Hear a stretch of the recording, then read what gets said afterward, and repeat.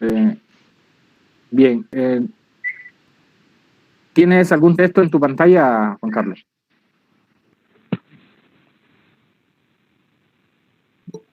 Te pregunto, ¿me estás escuchando? No, profesor, de hecho tengo mis lentes y bueno, en los lentes se puede ver mis reflejos, o sea, mi propia cara, porque estoy en la conversación. Sí, Listo. ¿Tienes texto abierto en algún otro dispositivo en libreta? no, profesor. Listo. Te tienes que concentrar la cámara. ¿Dónde está tu cámara? ¿Dónde está tu cámara?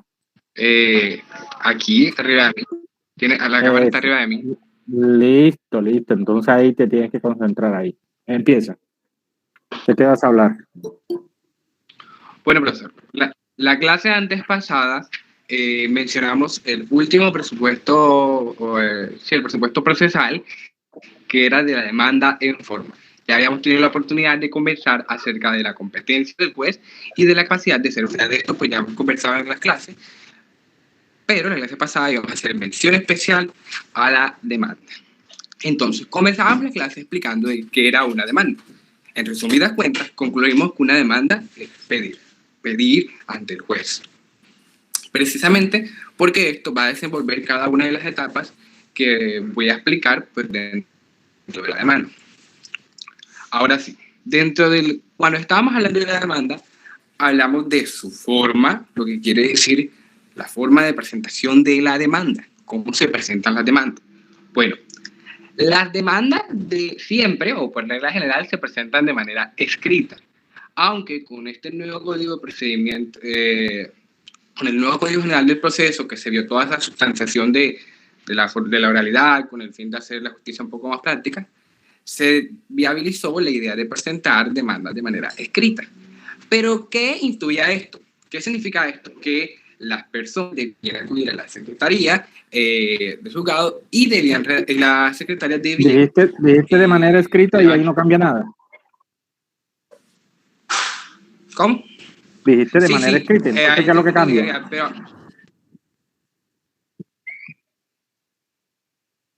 la forma de presentación, la oralidad, perdón, que también se puede presentar de manera oral, y esto va a hacer que la persona se dirija a la secretaría y ella, la secretaria, debe levantar un acta con todo lo que esta persona presente. Claro que la finalidad también es escrita, por eso es sobrecargar más la justicia, porque una secretaria con tantas ocupaciones no creo que haya que hacer.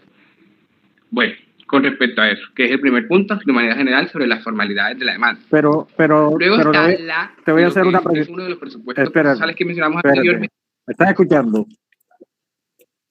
Te voy a hacer una precisión. Sí, profesor. No dijimos que el Código General, eso venía desde el Código de Procedimiento anterior. Lo de la oralidad, lo del proceso verbal, lo que pasa es que acá se recogen, pero allá también había un proceso verbal, y que es el verbal sumario, el que permite eso. ¿Listo? Ok, sí. Bien, Sí, adelante. que ese punto Adelante. de pronto lo confundí por el tema de la oralidad. Bueno, ahora, dentro de cada una de las etapas de la demanda o presupuestos que incluye la demanda, encontramos el primero, que es la identificación del juez, la competencia del juez.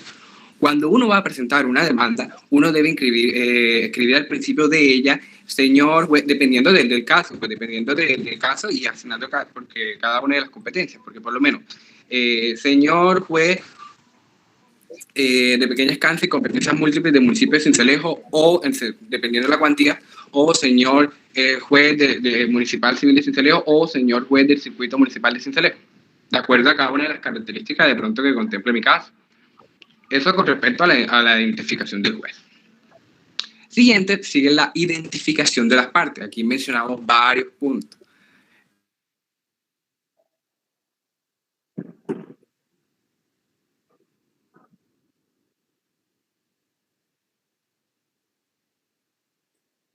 Quédate congelado y se te fue el sonido.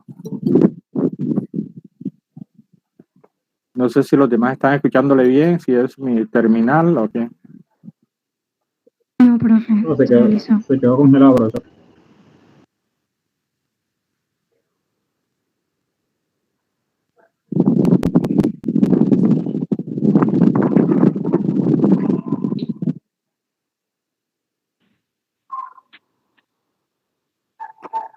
Aló. Juan Carlos, tienes que retomar desde donde empiezas con las partes. Sí, sí, te estoy escuchando. Tienes que retomar porque se te fue el sonido y quedaste ahí paralizado. Entonces, empezaba con las partes, ¿oíste? Me voy a acercar al Wi-Fi. Me voy a acercar a mi Wi-Fi para tener mejor señal.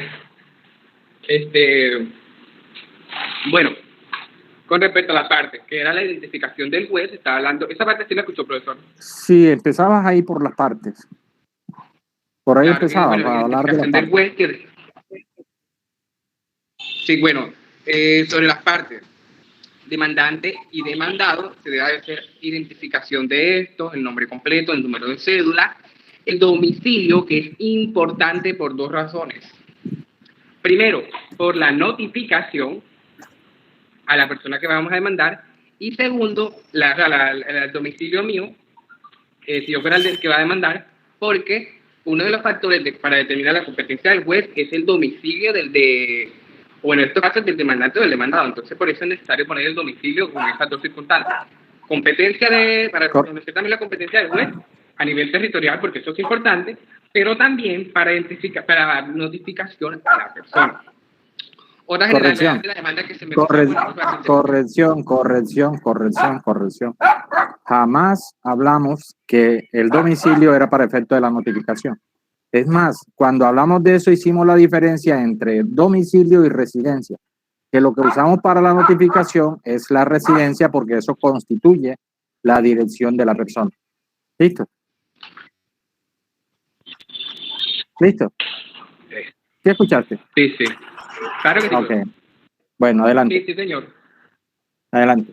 Eso con respecto a eso. Y también en el caso de los representantes legales, de las personas jurídicas. Es decir, que si vamos a demandar a una persona jurídica, debemos también señalar el representante legal de esta persona jurídica. Por consiguiente, en esta parte aquí mencionamos esto. Y es que la demanda es, cuando se hace la notificación, se vuelve un proceso. Si no se hace una notificación, la demanda nunca se va a convertir en un proceso. ¿Notificación a quién, bueno, Juan Carlos? Siguiente. No, notificación a quién, Juan Carlos. Al demandado. Al demandado. Bien, ¿y cómo se identifica? Solo hablaste de la persona jurídica, pero no solo las personas jurídicas acuden a través de representante legal. ¿Quiénes más? No, también los incapaces, los menores de edad. Listo. ¿Y cómo se identifican las personas jurídicas? ¿Cómo se identifican las personas jurídicas? Con el NIF, número de identificación tributaria. Con eso. Adelante. ¿Cómo identifica a las personas jurídicas? Okay. Sí, no, ya lo dijiste. Me llegan las preguntas como que el sonido. Bueno, ahora las pretensiones, que son quizás el punto más importante de la demanda, porque en este espacio vamos pues como dice el nombre, pues de pretensiones, de pedir al juez, y hacíamos un ejemplo de todas de pronto esas situaciones que se mencionaban o esa formalidad que, bueno, usted nos daba un ejemplo, y el ejemplo con el ejemplo espérate, y acerca de pronto cuando se iba a pedir la mano de una chica. Espera un momento, sí, estamos ahí con la comunicación, pues no llega en forma instantánea. ¿Qué dijiste de la pretensión? ¿Qué es la pretensión?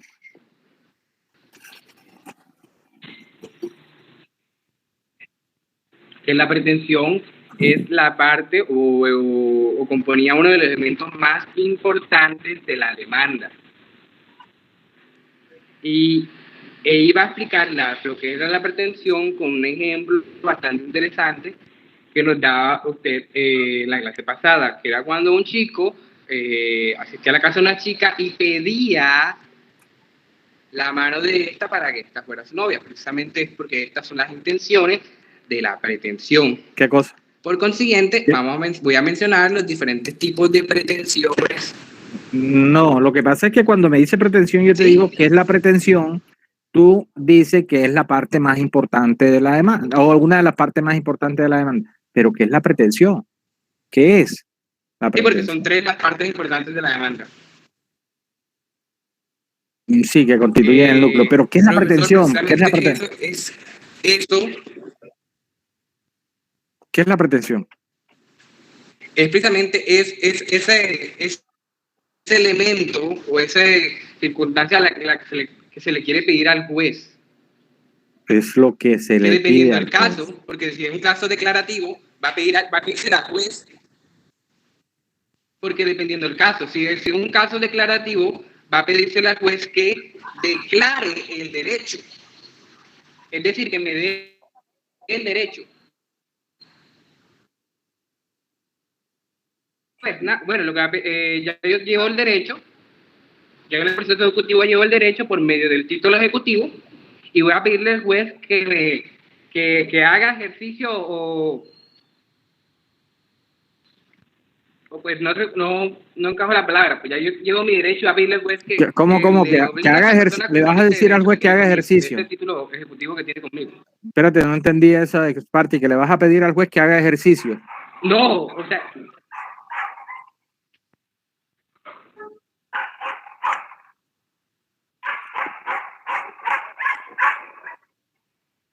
No te estoy escuchando. No, en el declarativo bien, que se declare el derecho. En el proceso declarativo.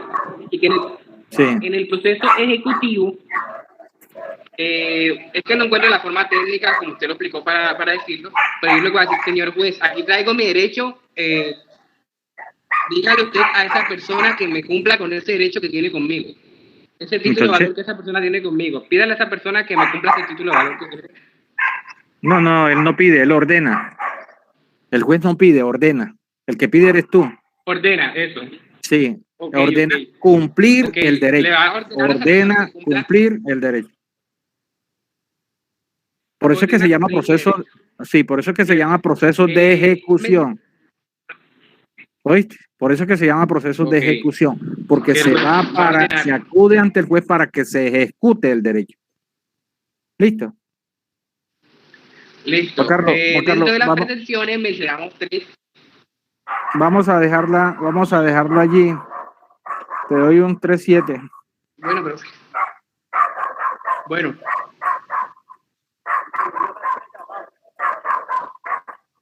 Seguimos con Daniela. Daniela. Sí, profe, aquí estoy. Bueno, continúo por donde quedó Juanca. Pero, la clase pasó. Espérate, que no te estoy viendo. No sé por qué no te veo, solo veo tu foto. Fijé tu cámara, pero no te estoy viendo, solo veo tu foto. Ahora sí. Pero es que se pierde. Ahora sí. No, pero se pierde tu imagen. No sé por qué. ¿Se pierde tu imagen? Se perdió porque yo la quité para volverla a colocar, como me dijo que no me veía. Sí, pero es que ahora no te estoy viendo, sino la foto nada más. No, ya la tengo activada, profe. Ahora sí te estoy viendo. Pero ¿por qué? Hola. Es que se va de acá, porque si no veo tu profe, es por el internet. Es por el internet. Sí. No te veo. La tengo prendida, profe. Dani, desconéctate y te conectas con la cámara encendida de una vez. Voy.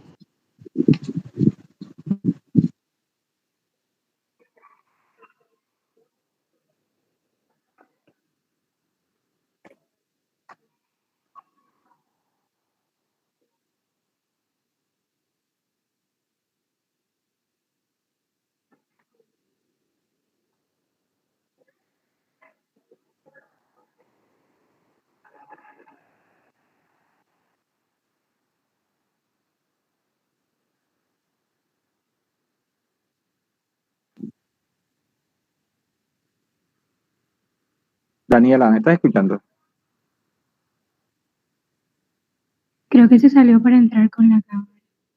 Profe, dígame. El compañero Samuel Beleño, no sé si vio el mensaje en el grupo, escribió para decir que tenía problemas con el internet y que si lo podía excusar.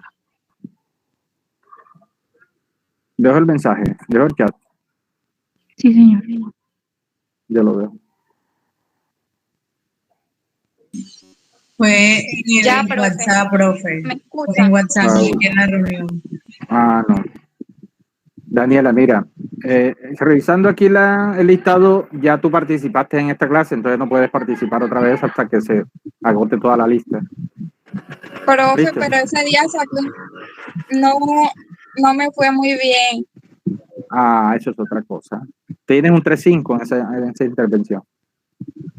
¿Listo? Entonces no puedes hasta agotar el listado, no podrías. Bueno, Ok. bueno, profe. Valentina. Aquí. ¿Me veo?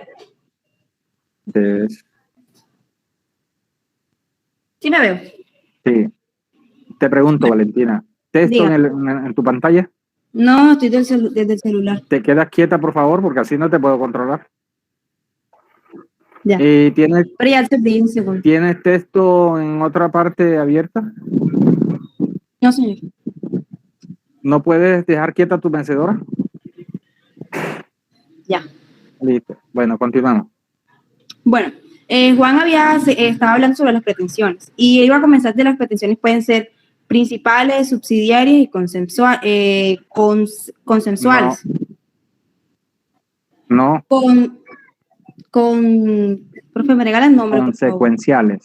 Consecuencial, eso. Bueno, la pretensión principal es básicamente la primera, la primera que se pone, es la primera que se pide dentro de la demanda. La consecuencial, esta desprende de la principal, y en caso tal de que el juez niegue la principal, se niega o no entran a discusión las consecuenciales. Y bueno, y tenemos las subsidiarias que las subsidiarias se pueden dar. Estas son como, el juez puede negar la principal, pero aún así puede aceptar la subsidiaria. Yo tengo un ejemplo, profe, y no sé si me puedo equivocar, pero lo escuché en una clase hace tiempo y lo tengo en la cabeza. Bueno. Pero no tienes la idea exacta de lo que es la subsidiaria. Ok. Bueno, las subsidiarias son otras pretensiones, además de la principal y además de la consensual, ¿verdad? Consecuencial. Y consecuencial. Como consecuencia de. Ajá, exacto. Y las subsidiarias son aparte de la principal. O sea, como mencioné, el juez puede negar la principal, pero puede aún así aceptar la subsidiaria. Pero no escuchaste o no sé si pues nosotros decíamos por qué eran subsidiarias. Estas surgen cuando no se dan las principales. Así es. Bueno, el ejemplo, profe, bueno. Lo digo con temor a equivocarme. Bueno, hay un accidente y entonces el abogado, un accidente de tránsito, y el abogado no logra identificar si la responsabilidad es extracontractual o contractual. Entonces, él hace como responsabilidad contractual y como subsidiaria en caso tal de que no se pruebe la contractual, que se declare la extracontractual. No sé si estoy bien o le doy otro ejemplo. Sí, estás bien. Lo que pasa es que eso se ha modificado un poco por la jurisprudencia de la Corte. Y dice, miren, que se pueden, no como subsidiarias, sino que como en forma supletoria más bien, dice, no pueden coexistir. Y en cambio que cuando hablamos de la subsidiaria es que se excluyen. Entonces hay una línea delgada ahí, pero sí es válido el ejemplo. Profe, si quiero mencionar el ejemplo que usted mencionó en la clase pasada. Sí, porque la idea de esta clase es que hagamos la retroalimentación para todo el curso, entonces puedes hablar de él. Bueno, el ejemplo que mencioné en la clase pasada era que la pretensión principal era que se cumpliera el contrato porque no se había cumplido un contrato. Entonces la subsidiaria ocurre de que el contrato no se puede cumplir porque, por ejemplo, el carro se lo vendió a otra persona o porque el carro no era propio, sino que era de otra persona. Entonces, lo que pide la contraparte es la resolución del contrato y creo que indemnización de perjuicios. Entonces, ¿cuál pretensión va? La subsidiaria porque se negó la principal, no se puede dar, porque ya no se puede entregar la cosa. Mm, Por eso. La principal es que se cumple un contrato, por ejemplo, de una venta de un carro. sí, Pero digamos que el carro se destruyó en un accidente. sí. Entonces, como no se puede hacer la entrega de la cosa, que es la pretensión principal, entonces la pretensión subsidiaria es que se indemnice por los perjuicios causados por el incumplimiento del contrato. Se resuelve el contrato y se Se resuelve. indemniza. Sí, señor. Listo, continúa. Bueno, después de los hechos, después de la pretensión. Pero pero espérate, todavía en las pretensiones. ¿Cuántas pretensiones puedo yo llevar en la demanda, en una demanda? Las pretensiones, la ley no establece un límite, pero este límite va de acuerdo al número de hechos que se tenga. ¿Cierto? A los hechos, no al número de hechos. No hablamos de número, pero a los hechos sí. ¿Por qué? ¿Por qué? Profesor, ¿Por qué? porque si usted tiene, por ejemplo, 3 hechos probados así y va con 200 pretensiones, sería como que también una acumulación de pretensiones y sería el proceso un poquito más como tardío, diría yo. Esa parte no la entendí. O sea, no puedes acumular pretensiones. O sea, sí, las pretensiones se pueden acumular. Pero entonces los hechos, lo que hacen los hechos es delimitar el límite el límite de esas pretensiones. Porque usted no va a pretender algo que o sea, no tiene un hecho que lo pruebe, por decirlo así. Que lo pruebe, que lo soporte. Que lo soporte. Ok, gracias. Bueno, ¿Por qué después de la los hechos? pretensión. Espérate, para precisarlo. Lo que pasa es que yo quería que llegaras allá, pero no llegaste, pero entonces le voy a precisar a ti al curso. Lo que sucede es que los hechos sirven de fundamento, sirven de origen a las pretensiones. Es por eso que los hechos son los que limitan las pretensiones. ¿Listo? Adelante. Bueno, Sí. los hechos son relatos históricos, es decir, que estos tuvieron que haber ocurrido en un pasado, que no se puede demandar pensando en que una persona me va a incumplir o en que me voy a accidentar mañana o en cosas futuras o cosas que sean de la ficción o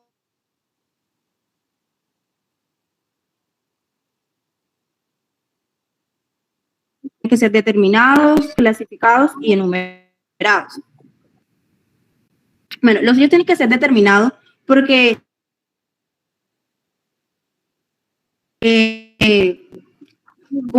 como concretos. Estás leyendo, Valentín. No, profe, estoy en la pantalla, sino es que tengo la cabeza un poquito así. Esa mirada abajo Dígame. No, profesor, mire, tengo el celular aquí, tengo la cámara aquí. Es que no puedo, si le comparto pantalla, no puedo prender la cámara. Adelante. Bueno, que sean concretos significa que es decir que sean posibles en el plano físico. Polo y me hizo esto, es algo que no se puede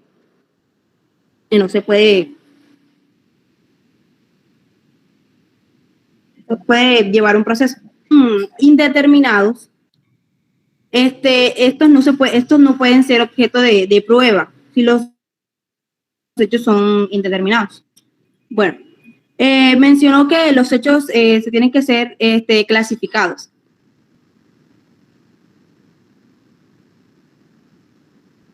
¿Qué tiene que ser clasificado? Nada que el cliente va a llevar a nuestra oficina una cantidad de relatos y todo eso ordenado, y nosotros tenemos que darle un orden al momento de presentarlos. Y enumerados, tienen que ser numerados y por cada enumeración debe haber un hecho. Esto para evitar la confusión y evitar confusión y la contraparte pueda contestarlos y pueda distinguir un hecho del otro. Bueno, por último nos mencionó el juramento estimatorio. ¿Es obligatorio? No. Antes hablamos de otro requisito.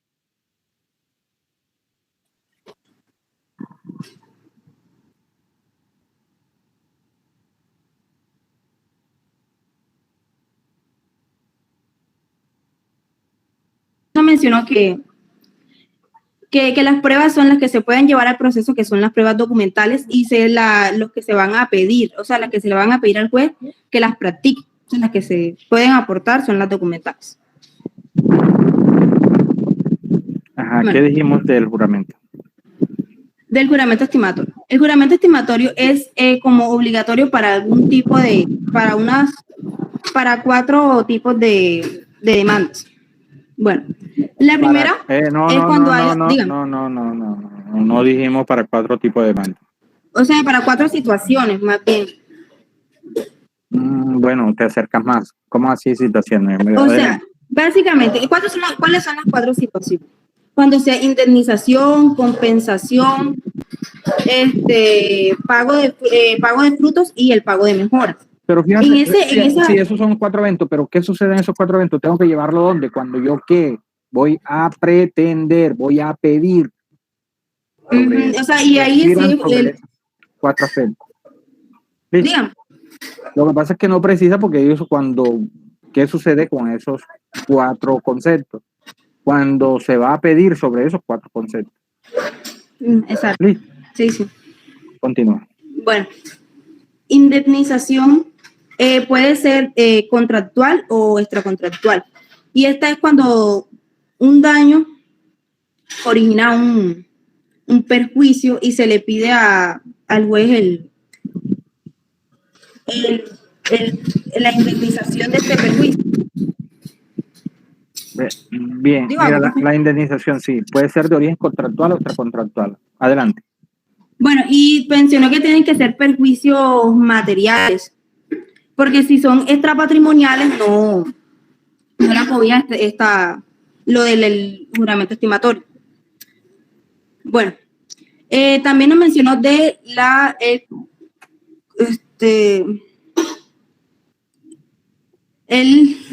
mencionó del daño emergente y del lucro cesante. El daño emergente es lo que se deja el daño emergente es lo que hay que pagar por el perjuicio que se causó. Y el lucro cesante es lo que se deja de percibir, el bien que se dejó de percibir. No. O sea, que se dejó de devengar, por decirlo así. Está errado. Lo dije al revés. No lo dijiste al revés, lo que pasa es que lo primero que dijiste, ¿cómo lo dijiste? Mire cómo lo dijiste, otra vez. ¿Qué es el daño emergente? O sea, el daño emergente son básicamente los perjuicios que se originan del incumplimiento. Por ejemplo, a mí me iban a vender un carro, pero por el incumplimiento del carro me tocó seguir pagando buceta, por decirlo así. Esos son ese pago de que yo tuve que hacer por el perjuicio que se me causó, ese pago extra. Ahora ya lo aterrizas mejor, pues da más claridad con el ejemplo, pero antes el perjuicio que se me causó puede ser daño emergente, lucro cesante, daño extrapatrimonial, o sea, todo eso son perjuicios, entonces no lo puedes incluir ahí como que sería uno de esa especie de ese perjuicio. ¿Listo? ¿Ves? Bueno. Entonces, en conclusión, ¿qué es el daño emergente? El daño emergente es el daño que se causa por el perjuicio. O sea, no, es lo contrario. El perjuicio se deriva del daño. El perjuicio sería, sí, profesor, sí. Estoy bastante confundida, la verdad. Bueno. Entonces, bueno, que a ver, si lo tienes claro o no lo tienes claro. Profesor, es que lo tengo claro, pero es que no sé explicarle y cuando lo voy a explicar digo otra cosa y me embolato. Ajá. Bueno, y como abogada tienes que manejar esa parte. El daño emergente lo constituye las erogaciones, los pagos que tienes que hacer en razón al daño que se te causó. ¿Listo? Las erogaciones, los pagos que tienes que hacer. Bien. Entonces, fíjate que es apenas una especie de ese daño. Uh-huh. ¿Y el lucro cesante qué dijiste? El lucro cesante es lo que se deja de percibir por el perjuicio. Por el daño. Ese constituye el perjuicio. Claro. Vamos a dejarlo allí. También te voy a dar ya mejor, pero ahí te enredaste al final. 3.7.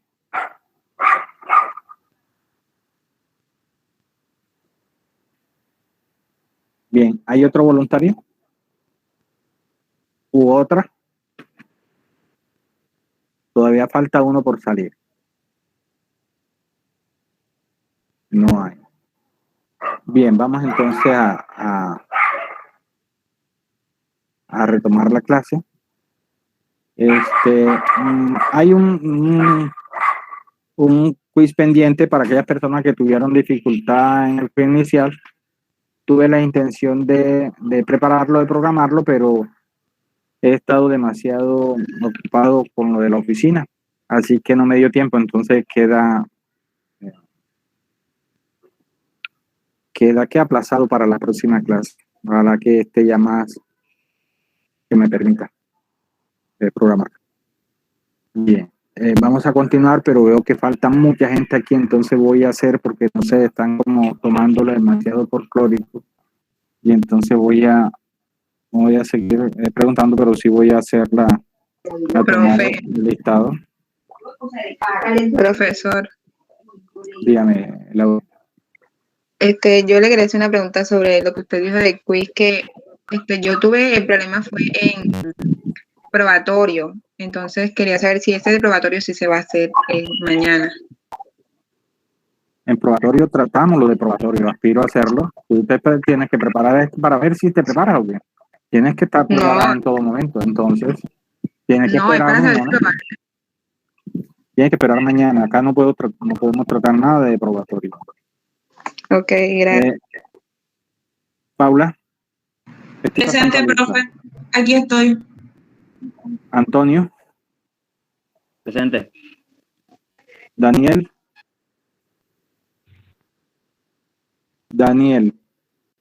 Profe, ¿cuál de los dos Danieles que ha ido? Oye, pero por favor, Daniel, si tú sabes, llamé a Antonio, que es el otro Daniel que tú conoces. Y deben saber a quién se trata. Ala. Presente. Alex.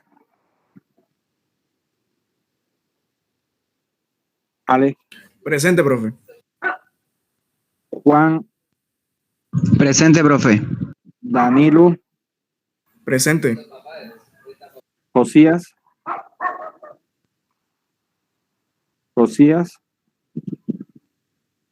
Está el primero.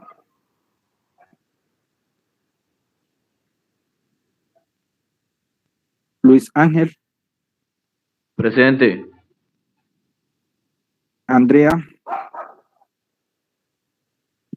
María Celis.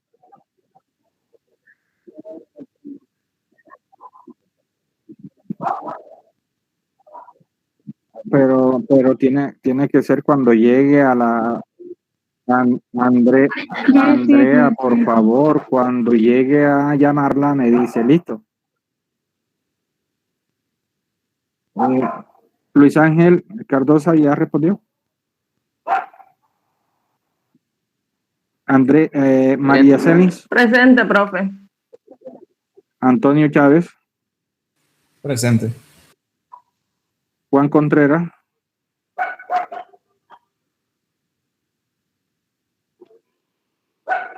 No está Juan. Juan Corciones. Presente. Carlos de la Osa. Presente, profesor. Kevin. Presente. Daniela Díaz. Daniela no está asistiendo. Ya acumula 3. Por falla, sí, Juan Carlos, ya te... ¿qué pasó, Juan Carlos? Te había puesto aquí la...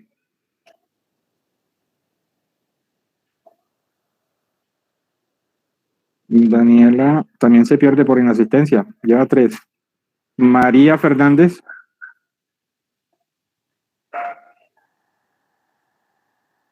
Listo, María, ya te leí. Edgar. Presente, profesor. Natalia. Presente, profe.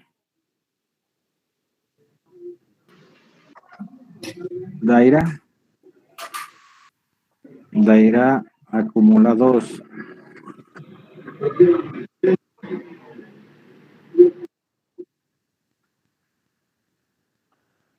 Seguimos con Valentina. Presente. Ana González. Presente. Dayana. Presente, profe. Talía. Presente, profe. Tania. Presente. Carlos Hernández.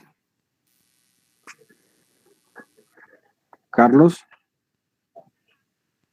¿Dónde está Carlos? Presente, profe. Ah, listo. Dayana López.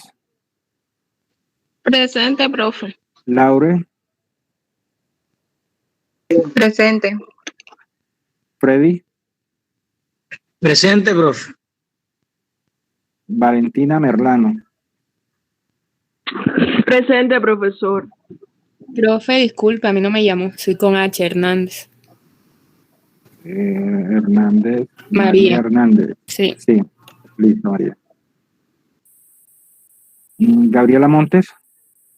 Presente, profesor. Gianpablo Navarro. Presente. Donairo. Presente, profesor. María Núñez. Presente. Daniela Ortiz. ¿Dónde está Daniela Ortiz? Juan Pablo Pineda. Profe Daniel. Presente, profe. Paula Pérez. Presente. Daniela, ¿qué te pasó? Ya. Ernesto Polo. Presente, profe. Sí, listo, Daniela, no hay problema. Helen. Presente. Olga. Olga. Listo. Sí. Marta. Te escuché, Andrea. Marta Rebollo. Marta Rebollo, acumula 2. Daniela Salaimán. Presente, profe. Eileen. Eileen. Presente, profe. Angélica. Presente, profe. Juliana Urueta. Juliana.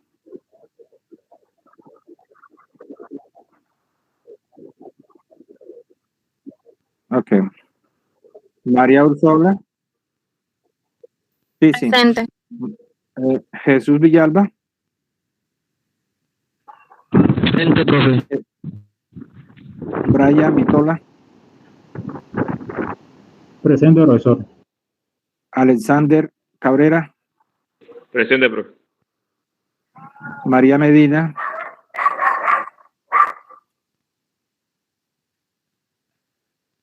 Presente, profesor.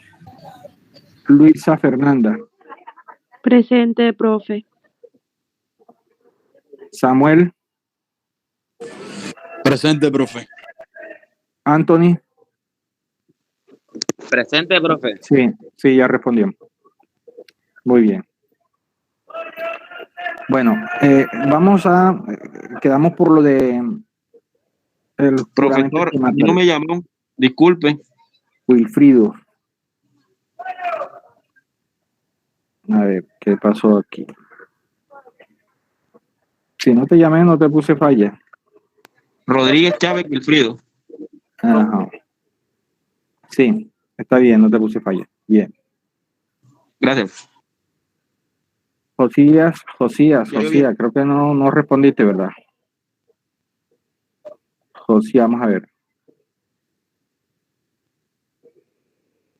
Sí, no estabas conectado. La idea es que estén ahí conectados porque entonces le avisan, no, mire que están pasando lista y es cuando se van a conectar. Esa no es la idea, ¿no?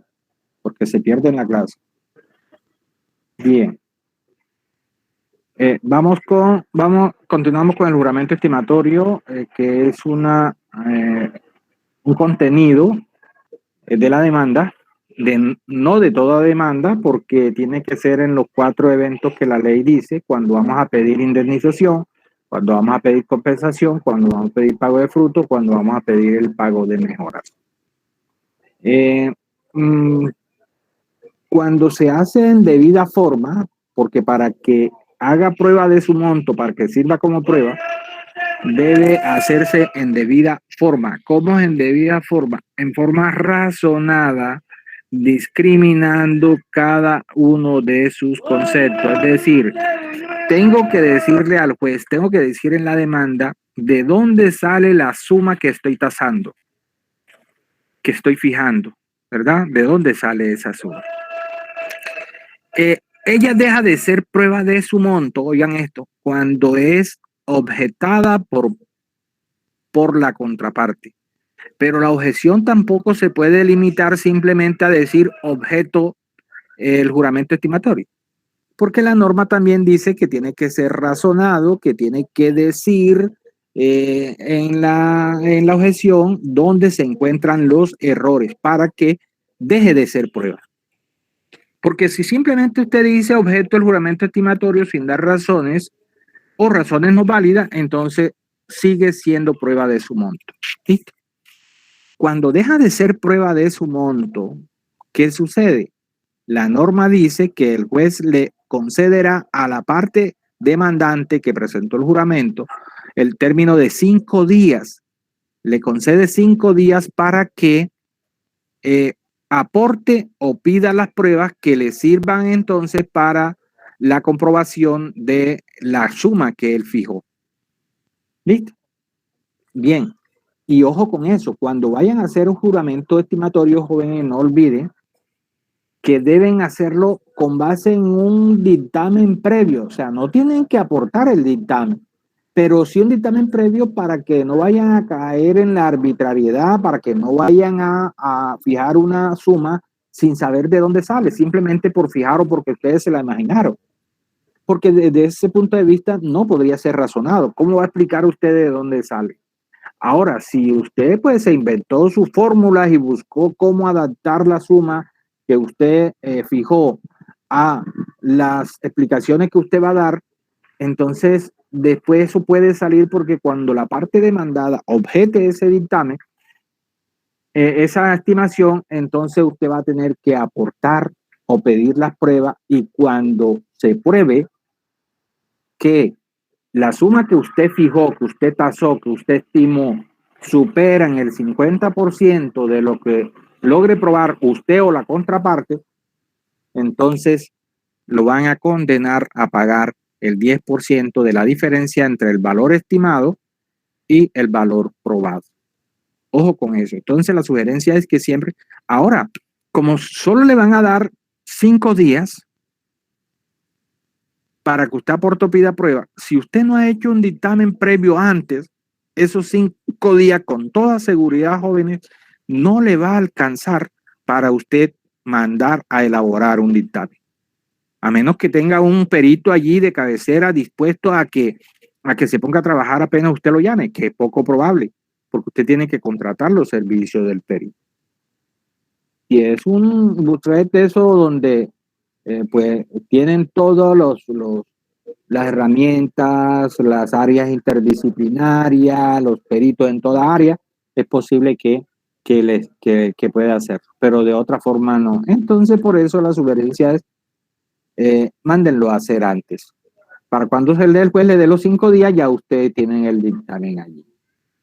Bien. También deja de ser prueba de su monto, y escuchen bien porque esta parte no se la había dicho, también deja de ser prueba de su monto cuando el juez lo considera ilegal, cuando el juez lo considera desproporcionado, cuando el juez advierta que hay fraude o colusión, es decir, que las partes se pusieron de acuerdo para defraudar a un tercero. Entonces también el juez le puede quitar el valor de prueba. ¿Y qué hace el juez? Ordena la práctica de prueba para la verificación de la suma que usted ha tasado.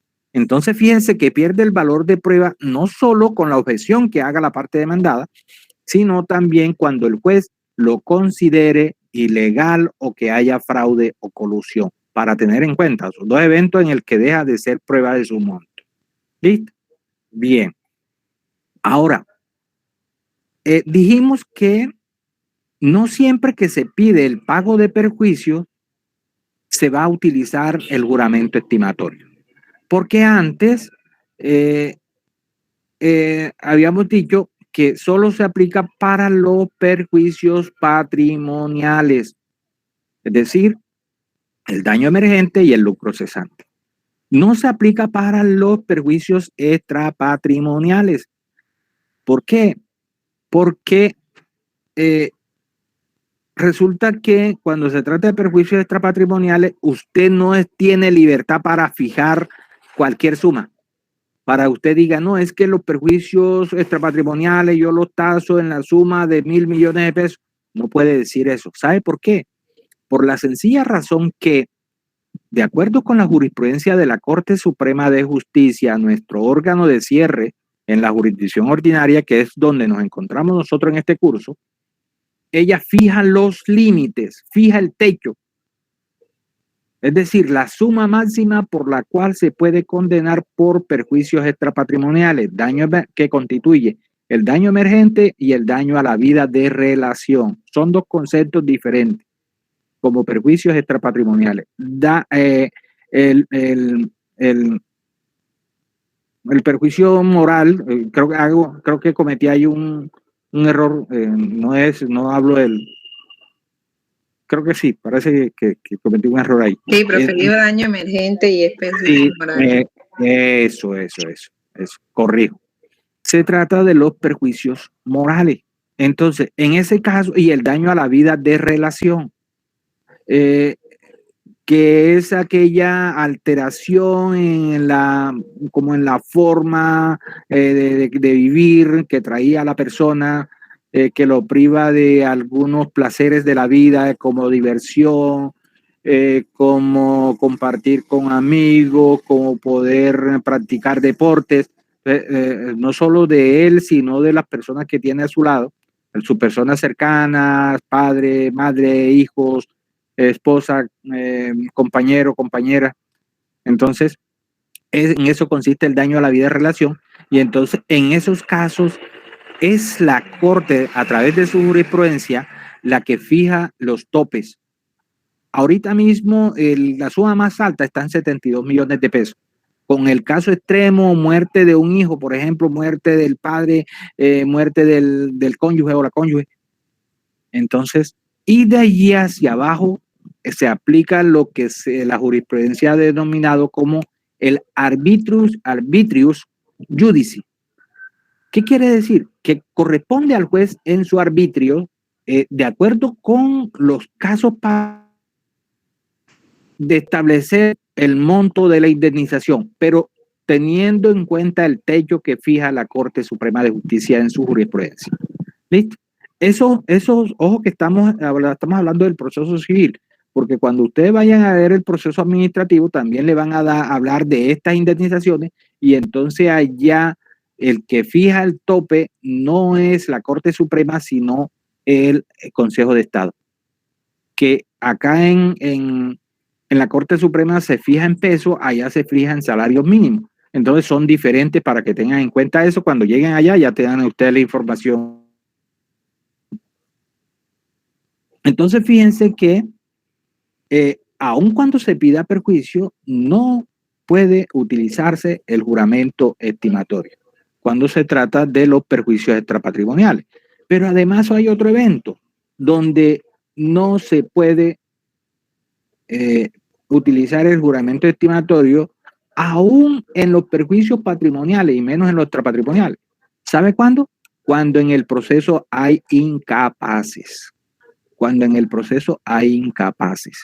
O sea que si en el proceso hay menores y hay que tasar los perjuicios, aun cuando sean patrimoniales, usted como abogado no puede utilizar el juramento estimatorio, porque a los incapaces no se le va a dar lo que usted considera que se le debe dar sino lo que logre probar. Esa es la razón. ¿Listo? Adelante. En la clase pasada usted nos decía que la norma decía que la suma estimada, que cuando la suma estimada es del 50% de lo que resulte probado, se condena a que pague el 10%. De la diferencia entre lo estimado y lo probado. Exacto. Entonces, si le voy a colocar un ejemplo, si se estima 800 millones y se prueban 600, ahí no se condenaría a la persona porque el 50 serían 300 millones y el exceso serían 200. Así es, no hay lugar a la sanción, así es, Laura. Exacto, entonces esos 200 millones que quedan ahí, ¿la persona está obligada a pagarlos o...? No, lo que pasa es que el juez va a conceder lo que se probó, que son los 600. No te van a conceder los 800 que tú tasaste. Listo, sino lo que se logró probar. ¿Bien? Gracias. Ok. Bien, entonces, ojo, los dos eventos. Ahora, hay dos eventos, hay otro evento, además de este, donde se sanciona a la persona por haber excedido en la estimación, de acuerdo con lo probado. También hay otro evento donde también se le sanciona, que es cuando usted utiliza el juramento estimatorio y le niegan las pretensiones. En este caso se le condena a pagar el 5% del valor de las pretensiones. Ojo con eso, ¿no? 5%. Ya no es el 10% de la diferencia entre lo tasado, lo estimado y lo probado, sino el 5% del valor total de la pretensión. Pero la norma condiciona esta sanción a que se nieguen las pretensiones, pero por culpa atribuible a la parte que hizo la tasación, por desidia, por descuido. Por ejemplo, usted presentó la demanda, ¿verdad? Y pidió que se le pagaran 1.000 millones de pesos. Y usó el juramento estimatorio y dijo son 1.000 millones de pesos. Listo, pero resulta que usted descuidó el proceso. No procuró las pruebas, no aportó las pruebas, no practicó las pruebas, no estuvo en la práctica de pruebas, no aportó a veces hay que aportar ciertos medios para práctica de prueba. Por ejemplo, si usted pide, usted tiene que trasladar, usted tiene que hacer una erogación, unos gastos, trasladar al juez y al secretario o secretaria que lleve hasta el lugar donde se va a practicar la diligencia de inspección. Usted no se presenta, sino que si el juez la practica bien, si no, y el juez no la practica porque no tiene cómo moverse, porque de acuerdo con la ley es la parte la que tiene que facilitarle esa práctica de esa prueba. Entonces, no se practicó. ¿Qué sucede? Le negaron las pretensiones. Como fue desidia, descuido suyo, entonces la ley le dice, venga, en este caso se le va a condenar a pagar el 5% del valor total de las pretensiones. Ojo que es, por ejemplo, si pidió 1.000 millones de pesos, ¿cuánto se le va a condenar a pagar? 50 millones de pesos, porque es el 5%. O sea que además que pierde el proceso, tiene que pagar. Entonces, ojo con eso para tener en cuenta. Bien, ahí en lean el artículo 206 y ahí está todo lo que acabo de decirle del Código General del Proceso y hay varios eventos. Bueno, salen infinidad de este tema. ¿Alguna pregunta? ¿Alguna pregunta? 206, sí.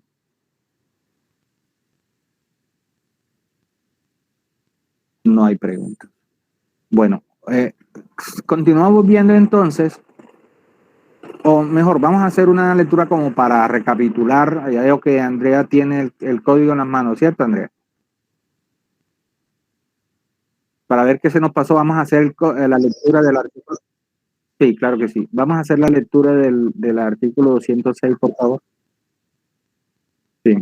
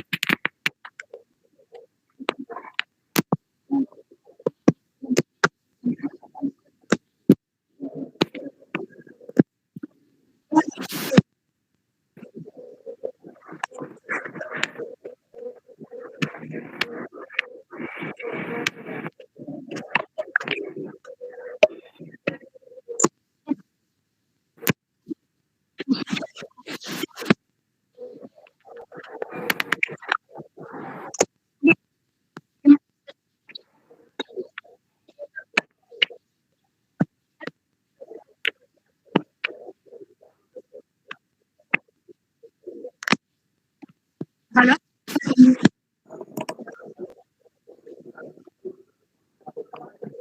Sí, no, eso fue para la sanción. Adelante.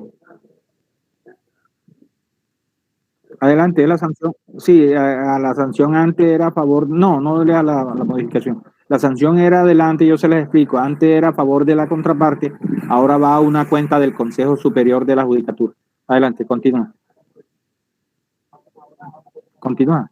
Profe, buenas noches. Mi Buenas nombre es Daniel. Profe, no había fluido eléctrico, no había podido conectarme. ¿Y dónde vives? Estoy en Mangue. Bueno, ya te conectaste. Adelante. Adelante. Andrea, sí.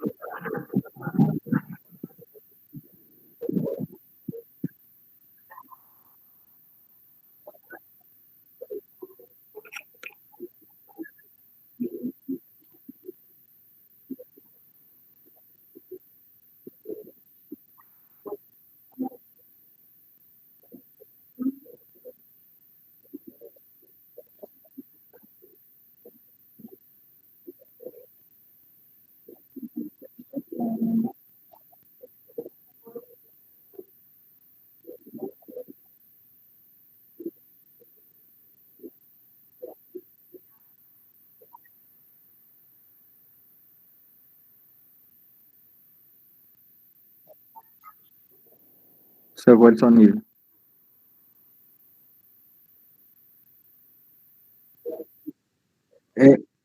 Sí, desde ahorita, con ser imputable a, estabas hablando de la sanción del 5%.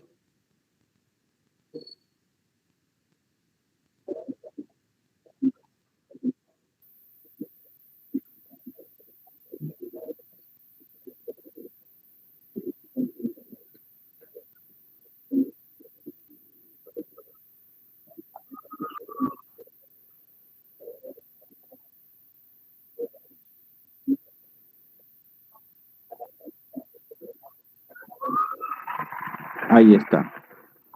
Sí, claro que sí, perfectamente. Bien. Pasemos, continuando con el contenido de la demanda, vamos a pasar a ver los fundamentos de derecho. Profe, Dígame. si el que está condenado a pagar el 5% se niega a pagarlo porque dice que no tiene dinero o que no tiene la solvencia económica para hacerlo, ¿qué pasa? Uy, buena. Imagínate que cuando tú le debes al Estado, el Estado tiene una cantidad de formas de cobrarte hoy. Empezando porque en las oficinas judiciales, en las direcciones seccionales, hay unas oficinas de cobro coactivo. Ahí tienen abogados para eso. Entonces, te pueden embargar el salario, te pueden embargar los bienes, te pueden embargar. El Estado tiene múltiples formas de cobrarte.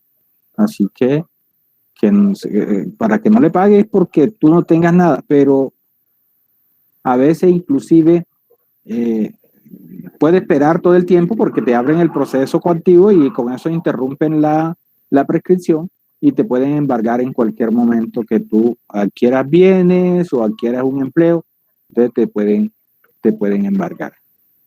Así que no creas que te vas a escapar. De verle al Estado, eso es causa perdida. ¿Qué otra pregunta? Bien. Vamos a hablar de los fundamentos de derecho. ¿Qué son los fundamentos de derecho?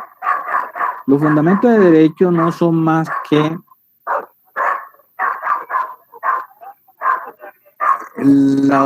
las normas.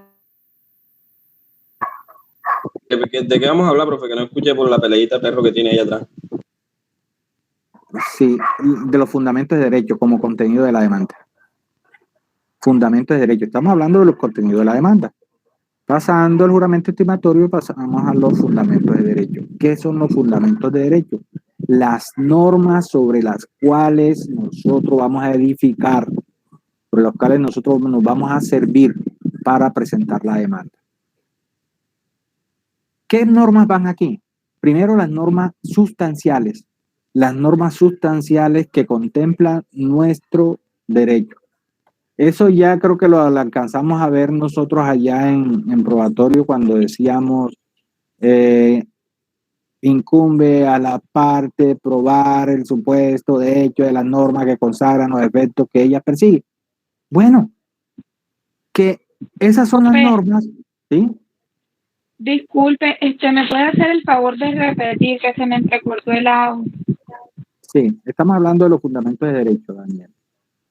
Y estamos diciendo que lo primero que tenemos que llevar son las normas sustanciales que contemplan nuestro derecho. No olviden que si ustedes no tienen una norma que regule su derecho, entonces no tienen derecho, porque todo derecho debe estar regulado en la norma.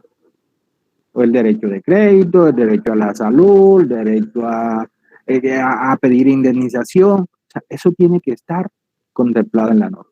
¿Se acuerda cuando decíamos en probatorio que incumbe a la parte probar el supuesto de hecho de las normas que consagran los efectos jurídicos que ella persigue? Bueno, es porque los hechos que llevamos en la demanda deben estar contemplados en una norma. Nuestro caso debe estar contemplado en una norma. Entonces, por ejemplo, si vamos a hablar de la indemnización por un incumplimiento de contrato, entonces llevamos las normas contractuales donde dice que el contratante cumplido puede pedir que el contratante incumplido le indemnice. Entonces, esas son las normas primero, esas son las sustanciales, las que contemplan el derecho. Otras normas que vamos a llevar son las normas procesales. ¿Cuáles? Las que vamos a utilizar para el proceso que estamos presentando, para la demanda que estamos presentando. El trámite, ¿qué trámite le vamos a llegar? Entonces, por ejemplo, es un proceso de ejecución. Listo, entonces son las normas del proceso ejecutivo. Es con garantía hipotecaria. Listo, las normas del proceso ejecutivo y aquellas que regulen la garantía hipotecaria. No, es un proceso verbal, entonces llevamos las normas del proceso verbal. Pero no es un declarativo especial uno de expropiación, entonces llevamos las normas del proceso de expropiación. O sea, las normas que regulen nuestro proceso. Esas son las que vamos a llevar. Pero escuchen esto, algo muy importante. ¿Sabe también qué podemos llevar aquí que es muy importante? El precedente judicial. Precedente judicial. Jóvenes, con la Constitución del 91 y la creación de la Corte Constitucional, se le ha dado, y además después ha habido normas positivas que han positivado y han afianzado la obligatoriedad del precedente judicial. ¿Qué es el precedente judicial? Son los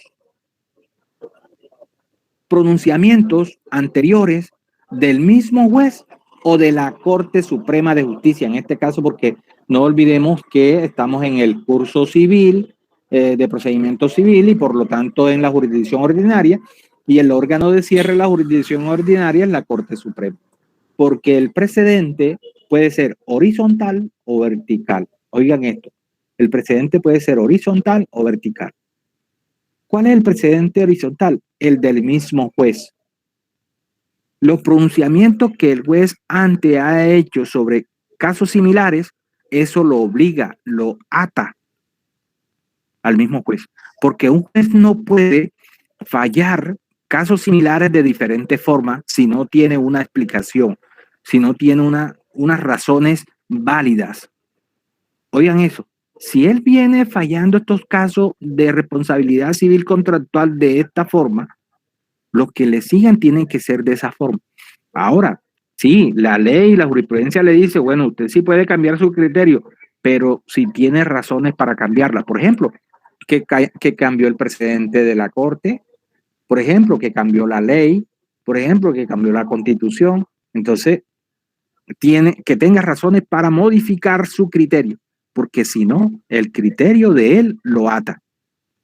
No puede ser, no, es que yo un caso de esto lo fallé antes de esta forma, pero ahora quiero fallarlo de esta forma. No, no puede. Profe, y uno como abogado, ¿cómo hace para investigar esos criterios anteriores que él dio, a dónde se dirige uno para encontrar esos criterios anteriores?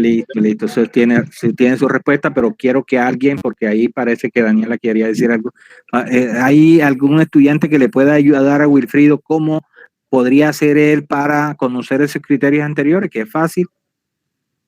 ¿Alguien quiere ayudarme? ¿Cómo podría usted saber cuáles son los criterios anteriores? La sentencia. Eso es. Si estamos hablando de los pronunciamientos anteriores de la Corte, entonces la sentencia de la Corte. Búsquese ahí en la página de la rama judicial y ahí están las 3 altas cortes, las 4 porque está el Consejo Superior también, y ahí dice consulta de jurisprudencia y lo busca por tema y se lo arroja por tema. Entonces usted consulte desde ya, jóvenes. Voy a aprovechar la pregunta de Wilfrido para invitarlo, sugerirle que lean mucha jurisprudencia, porque mire, cuando un juez profiere una sentencia, tiene que estudiarse no solo el caso, sino la ley y la jurisprudencia misma. Entonces, todo eso que el estudio que el juez tuvo que hacer o la Corte tuvo que hacer para proferir esa sentencia. Entonces, dejan mucha enseñanza a la sentencia. Entonces, ahí tiene la respuesta, Wilfrido, ¿cuál? Consultando la jurisprudencia de la Corte Suprema, pero también mirando, investigando si el juez es tuyo. A veces de un ¿sabes? Si el juez te ha fallado, alguien tiene una sentencia que haya fallado el juez sobre un caso de esto para ver cómo él viene fallando, porque a veces ya los abogados que litigan en una misma área y en una misma ciudad, por ejemplo, si te limitas aquí, entonces ya sabes más o menos cuál es el criterio de los jueces sobre determinado tema. Entonces eso es. Entonces el vertical es del mismo juez.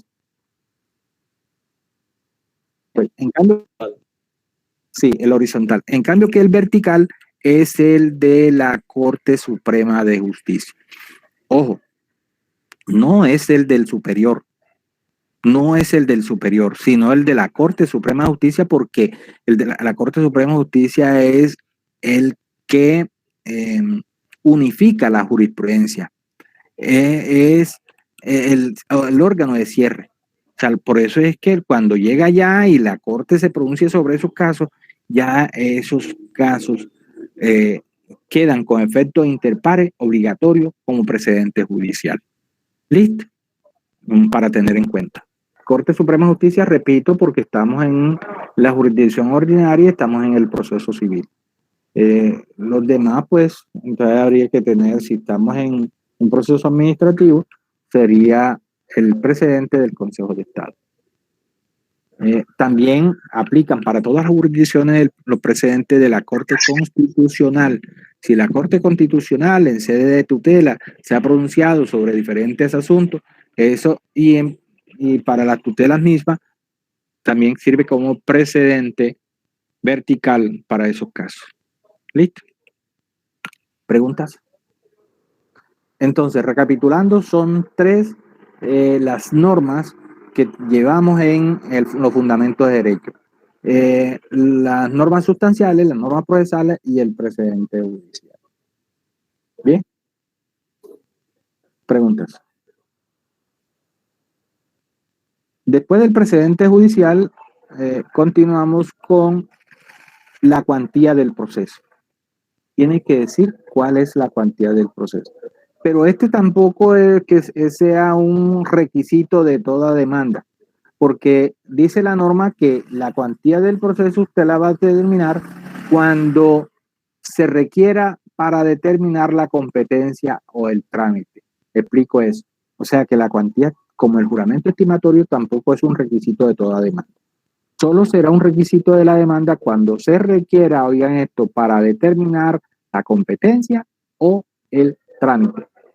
¿Por qué la competencia? Porque ya nosotros vimos al principio en la primera unidad, o no, la segunda unidad fue, que cuando son de mínima cuantía son de competencia de los jueces de pequeñas causas y competencia múltiple, menor cuantía son de competencia de los jueces civiles municipales y que cuando son de mayor cuantía son de competencia de los jueces civiles del circuito. Entonces fíjense que la cuantía sí sirve para determinar la competencia. Y el trámite, también la norma dice que cuando son de mayor y menor cuantía se le aplica el trámite verbal y cuando son de mínima cuantía se le aplica el trámite verbal sumario cuando se trata de procesos declarativos. Entonces, fíjense que sí, se modifica el trámite por la cuantía. En esos casos, entonces, ¿dónde no tengo yo que llevar la cuantía como requisito de la demanda? Si ustedes recuerdan, cuando hablamos de la competencia, los factores de competencia, el factor de competencia objetivo tiene dos componentes. ¿Quién me lo recuerda? Los dos componentes del factor objetivo. Naturaleza y valor de la pretensión. La naturaleza y el valor de la pretensión. Y cuando estudiamos esos dos componentes decíamos, mire, cuando es por la naturaleza, no tenemos en cuenta para nada el valor de la pretensión. Si no tenemos en cuenta para nada el valor de la pretensión, quiere decir que tampoco tenemos en cuenta para nada el valor de la cuantía, jóvenes. No tenemos en cuenta para nada el valor de la cuantía. Entonces, en esos casos, cuando es por la naturaleza, no lleve la cuantía porque no la necesita, no se requiere. ¿Listo? No se requiere. No obstante, lo que he podido observar es que los abogados desconocen esta norma porque en todo proceso llevan la cuantía, así no se les pide. Así no se lo pide a la ley, porque están hablando de la naturaleza. Bien. Y el requisito que sigue es las direcciones. Profesor, Dígame. antes de que continúe, cuando estaba hablando del trámite, creo que me confundí. Cuando es de mínima cuantía, ¿es para los procesos verbales Verbal o sumario. para verbal sumario? Verbal sumario. La de mínima. Sí, cuando es de menor y mayor es que es el proceso verbal, trámite verbal. Gracias. Ok. ¿Alguna otra inquietud? Bien. Y los requisitos de las direcciones. Eso es, ahí sí es para la notificación. Las direcciones que deben ser tanto físicas, calle tal, con número tal, con transversal tal o carrera tal, y la electrónica. Hoy en las demandas usted tiene que también informar su dirección electrónica, la suya, la del demandante, la del demandado si la conoce, listo. O sea, ahora, si cuando son personas jurídicas, tiene que informarla porque en el certificado de existencia y representación aparece la dirección electrónica. ¿Por qué se las pide en la Cámara de Comercio? Te va a inscribir una persona jurídica, le van a pedir la dirección electrónica. Entonces, es obligatorio llevarla. ¿Listo? Y por último, dice la norma, la demás que determina la ley. Es posible que nos encontremos en alguna demanda que la ley establezca un requisito adicional. Por ejemplo, ahorita vamos a estudiar dos requisitos adicionales de cierta demanda. Entonces, cuando se trata de eso, ahí está este requisito, el numeral último del artículo 82. ¿Alguna pregunta hasta ahí para ver los requisitos adicionales? Ese es el contenido de la demanda. Eso es lo que le da forma a la demanda. Vamos a mirar más adelante qué sucede si yo no le doy ese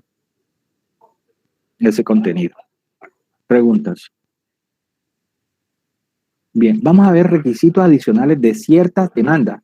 ¿Qué quiero decir con ello? ¿O qué quiere decir la norma con ello? Que no son requisitos de toda demanda, sino vamos a ver dónde se dan estas situaciones, que son dos.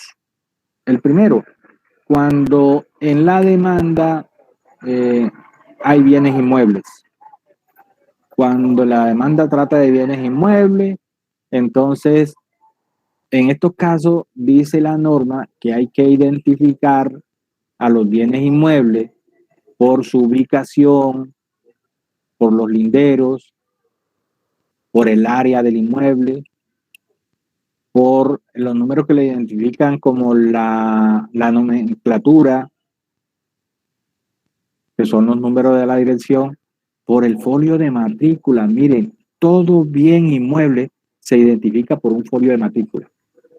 En todas las ciudades no, sí hay unos círculos de registro, ellos le llaman círculo de registro. Hay una oficina de registro de instrumentos públicos. Aquí hay una, en Corozal hay otra, en Cincia hay otra, en San Marcos hay otra, en el departamento hay esas 4 nada más. Entonces, que se encargan del registro de los bienes inmuebles.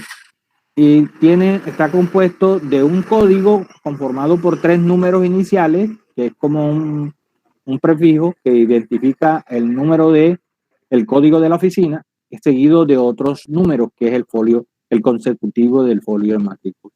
Entonces aquí el código es 340. Cuando ustedes vean una matrícula con 340 guión y otro número a continuación de varios dígitos, entonces estamos hablando de un inmueble que está registrado en la Oficina de Registro de Instrumentos Públicos de Sincelejo.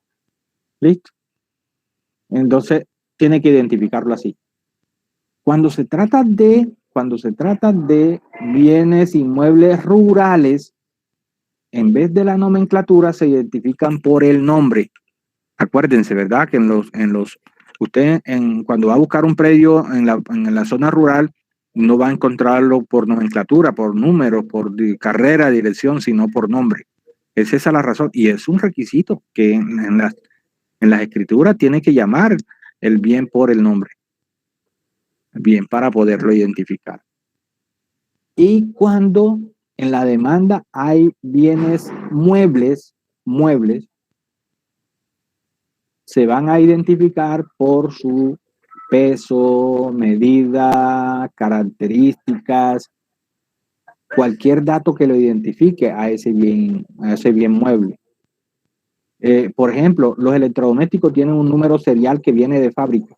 Ese deben anotarlo, porque, por ejemplo, si ustedes embargan vamos a suponer un equipo de sonido LG o un televisor LG y lo dejan secuestrado, el secuestre lo pone a buen recaudo, es posible que al final entreguen un LG pero diferente al que ustedes secuestraron. Entonces, pero si lo identifican por el número serial, pues va a ser imposible que lo cambien. Cuando se trata de bienes inmuebles, otra vez volvemos a los bienes inmuebles para darle una información, es que la norma permite que cuando usted aporta un documento como escritura pública o cualquier otro documento donde se encuentre descrito ese bien inmueble, entonces usted no tiene que describirlo necesariamente en la demanda. Ejemplo, ¿verdad? Usted va a describir una vivienda o un apartamento que usted va a prescribir, entonces, o que va a dividir. Entonces la ley dice que usted tiene que describir ese bien en la demanda. ¿Dónde? En la parte de hecho y en la parte de pretensiones. Pero si usted aporta una escritura pública donde está la descripción y es el mismo bien que usted va a pedir, entonces se remite a la escritura pública donde esté la descripción. Pero si está aportando el documento. ¿Eso para qué? Para evitar, porque es que hay algunos predios inmuebles que la descripción es muy extensa. Los predios, por ejemplo, los apartamentos sometidos a propiedad horizontal son extensas. Entonces la descripción es de 1 o 2 páginas. Entonces, ahí para que usted no tenga que hacer esa descripción, entonces se remite al documento que está aportando usted con la demanda. Pero ojo, ¿sabe qué le voy a sugerir? Cuando el bien sea de esa descripción sencilla, por ejemplo, que se lleva 4 líneas, un bien inmueble urbano, una casa, colinda por el norte con el señor tal y mide tantos metros, eso es una línea. Por el sur colinda con el señor tal y mide tantos metros, otra línea. Por el este colinda con tal, la calle tal y mide tantos metros. Bueno, eso, porque eso facilita el estudio de la demanda, porque usted no está poniendo al juez para que vaya allá a buscar la descripción del bien en otro lado, sino que usted se la está aportando allí mismo. No olviden, jóvenes, que cuando usted le facilita las cosas al juez, está facilitando es su pretensión. La demanda suya debe ser tan clara que al juez le sea fácil resolver, porque de eso depende que le resuelva su demanda. ¿Listo? Bien, ¿alguna pregunta? No hay pregunta.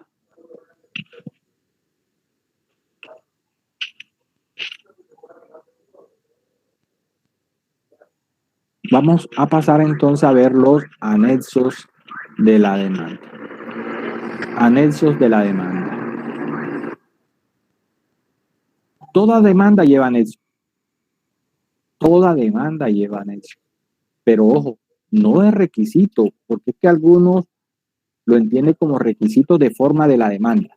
No, el hecho de que se requiera, que sea obligatorio los anexos, no estamos hablando de que sea requisito de la demanda. Los requisitos de la demanda son los que le dan forma, los que acabamos de ver. ¿Cuáles? La designación del juez, la parte, las pretensiones, los hechos, la prueba, el juramento estimatorio, los fundamentos de derecho, la cuantía, las direcciones, esos son, y los requisitos adicionales que estamos viendo. Esos son requisitos de la demanda. Cosa diferente a los anexos. Toda demanda lleva anexo, toda demanda.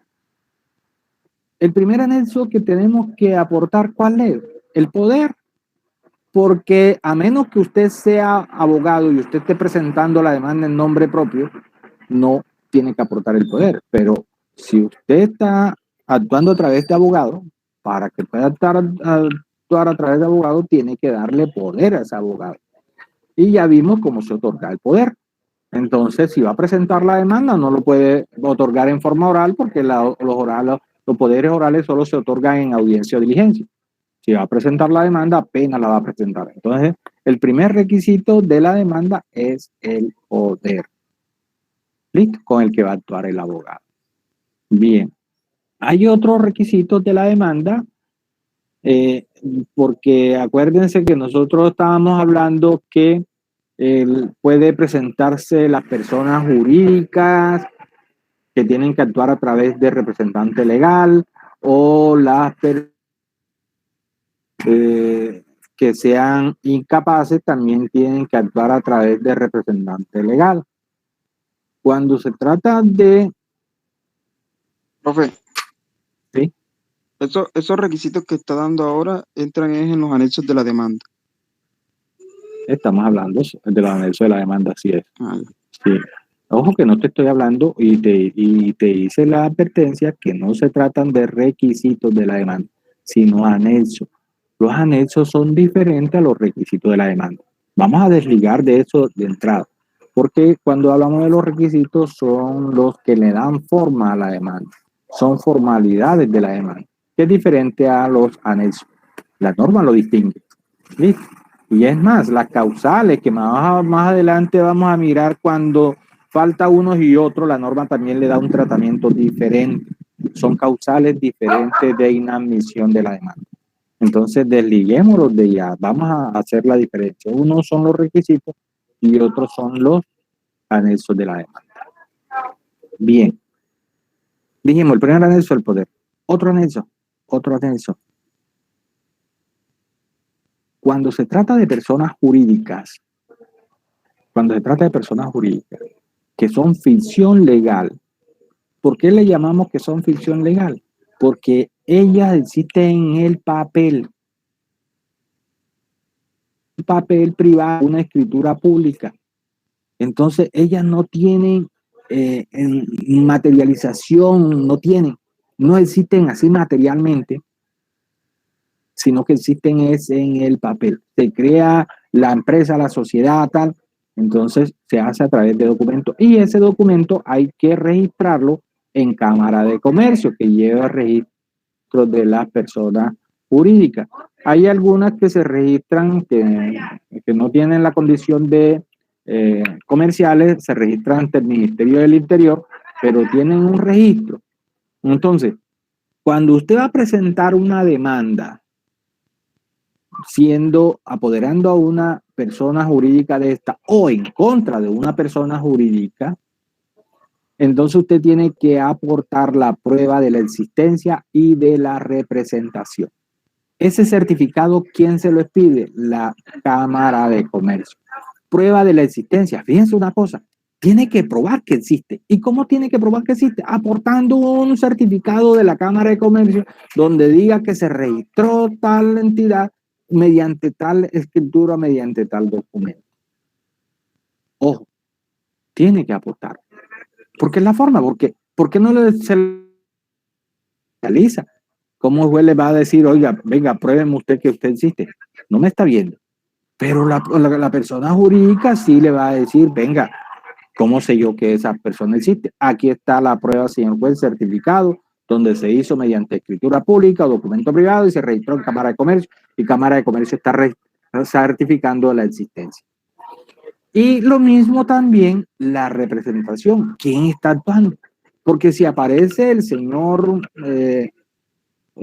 Juan de los Palotes y dice, oiga, señor juez, yo soy el representante legal de la persona jurídica tal vez. Venga, pruébeme que usted es representante. ¿Quién lo nombró? ¿Dónde está ese nombramiento? Entonces, por eso también ese certificado, ahí en ese mismo certificado se recoge la representación. El certificado se llama certificado de existencia y representación. Listo, tienen que aportarlo. Es un anexo obligatorio cuando se trata de personas jurídicas. Ahora, si se trata de personas naturales incapaces, también, como tiene que actuar a través de otra persona, entonces tiene que probar la condición en que actúa. Si está actuando como cónyuge, venga, pruebe que es el cónyuge. Si está, bueno, no, ese es otra, va actuando a través de, en calidad de, o sea, no es diferente, es representación, cuando se trata de los incapaces. Eso me adelanté ahí a una excepción que vamos a ver más adelante.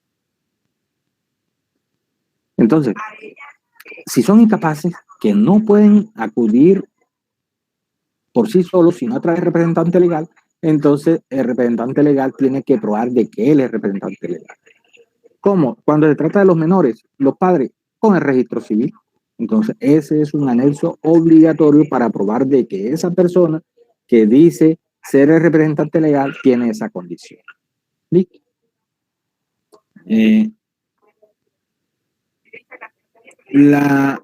¿Qué otras pruebas son obligatorias? Todas aquellas pruebas que usted pretende hacer valer. Las pruebas documentales que usted va a aportar. Las pruebas extraprocesales que usted practicó y que va a hacer valer en el proceso. Entonces tiene que aportarla. Eso se convierte en anexo. Usted no va a decir, es que yo practiqué una prueba anticipada donde se probó esto. Venga, ¿dónde está? Si usted no la aporta, pues no tiene nada. ¿Listo? No, es que hay una prueba documental. Venga, apórtela. Eso. Y las demás que establezca la ley, porque ahí la norma habla de un arancel, pero esa como este código fue se promulgó en el 2012, el arancel existía, pero después fue declarado inexequible por una sentencia de la Corte Constitucional. Entonces lo que lean eso en el artículo por allá 84, eso no aplica porque eso fue declarado inexequible. Las demás que determina la ley, los anexos que determina la ley, porque hay, dependiendo la demanda, puede haber un anexo que sea obligatorio. Por ejemplo, cuando se trata de procesos de pertenencia, dice, bueno, usted tiene que aportar un certificado de registrador de instrumentos públicos sobre el bien a prescribir. Se convierte en un anexo obligatorio. Por ejemplo, si usted pide la resolución del contrato, ¿qué es lo que primero que tiene que probar? El contrato. antes que probar el incumplimiento de la parte demandada, tiene que aportar el contrato, porque si no aporta el contrato, ¿sobre qué se va a discutir? ¿Sí? Entonces, ahí esas son las demás que determine la ley. Preguntas hasta ahí.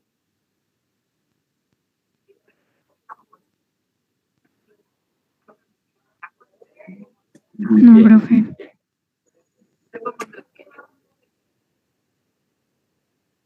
Son, la acumulación de pretensiones para pasar a ver.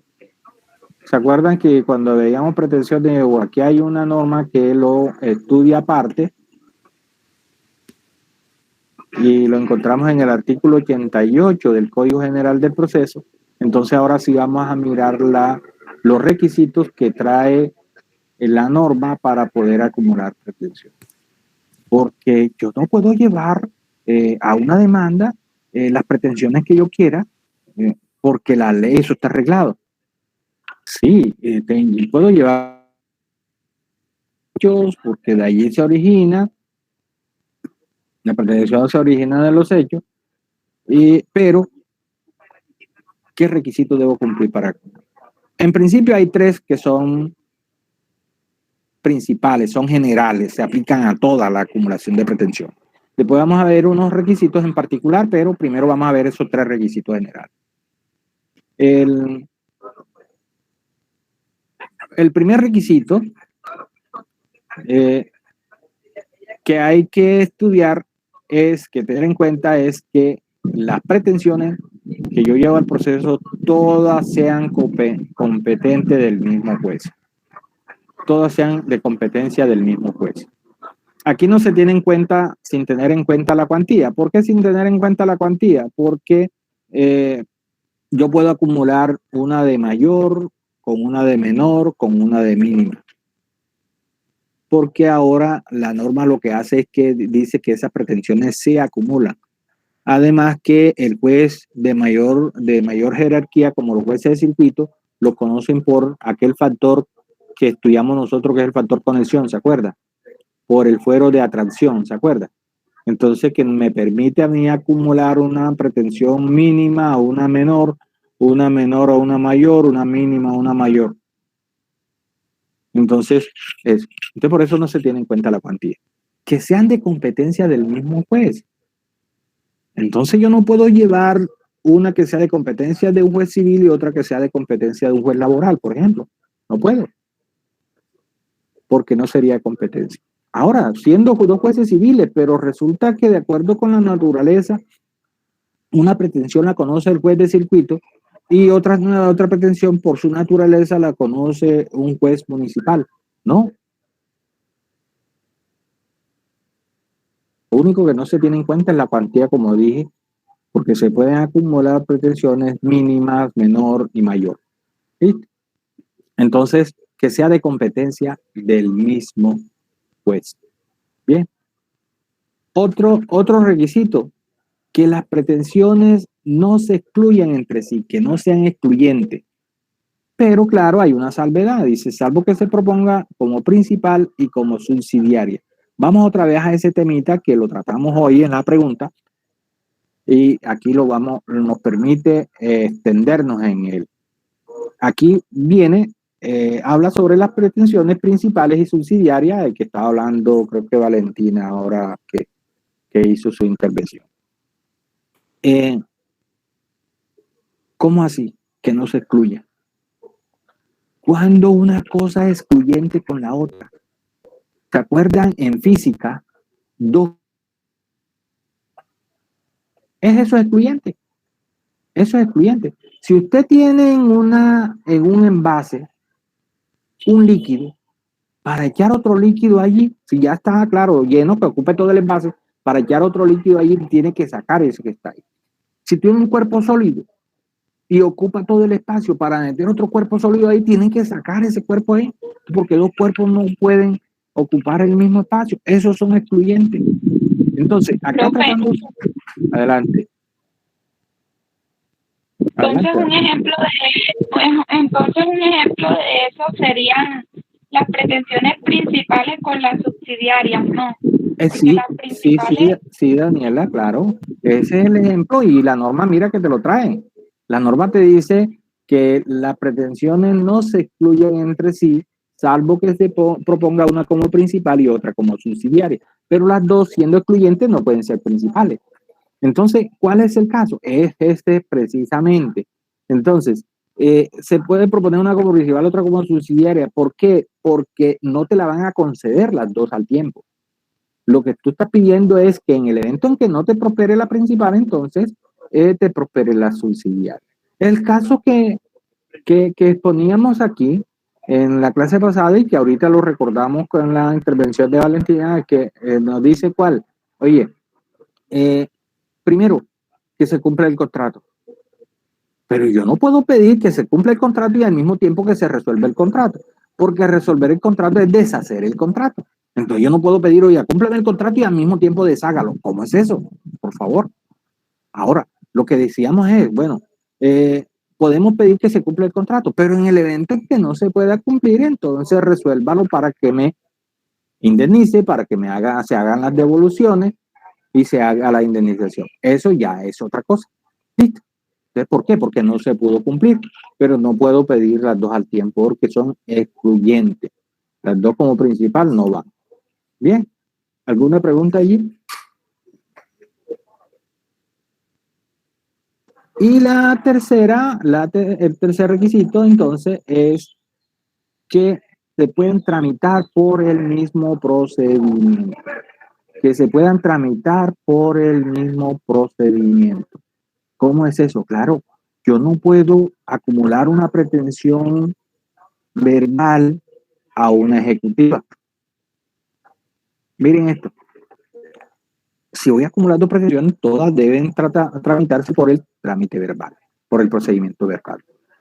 Si son ejecutivas, dos cheques, una de menor, una de mayor, otra, como las 3 o 2 cheques se pueden tramitar por el mismo procedimiento del ejecutivo, entonces se puede. Pero no puedo que se deban tramitar por procedimientos diferentes acumular. Ejemplo, vamos a suponer que a su oficina de abogado o abogada llega un cliente que ya usted le atiende a los casos, llega un cliente a presentar una demanda de restitución de inmueble por incumplimiento, ¿verdad? Entonces, le lleva unos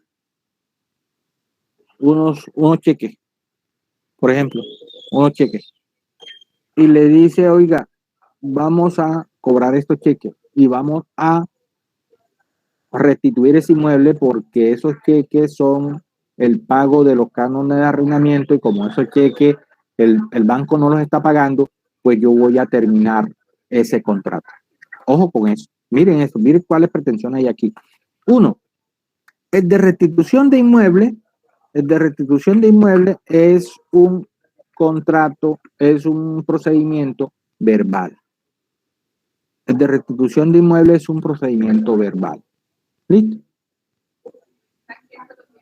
Para restituir, para decretar la restitución, la terminación del contrato de arrendamiento y restituir el inmueble, un proceso verbal. Pero el cliente quiere que usted allí en ese mismo proceso le cobre los cheques de los meses que ya pasaron, que le pagó con los cheques que rebotaron en el banco. Pues en el mismo proceso no se podría porque los cheques tienen que cobrarlo a través de un proceso ejecutivo, una demanda ejecutiva. ¿Ves? Entonces, son dos procedimientos diferentes. Uno es el verbal y otro es el ejecutivo. Entonces tiene, primero, a través de un proceso verbal y el otro un proceso ejecutivo. No se pueden acumular. Usted le dice, sí se pueden los dos, pero entonces en este tengo que presentar un proceso verbal y en este tengo que presentar un proceso ejecutivo. ¿Listo?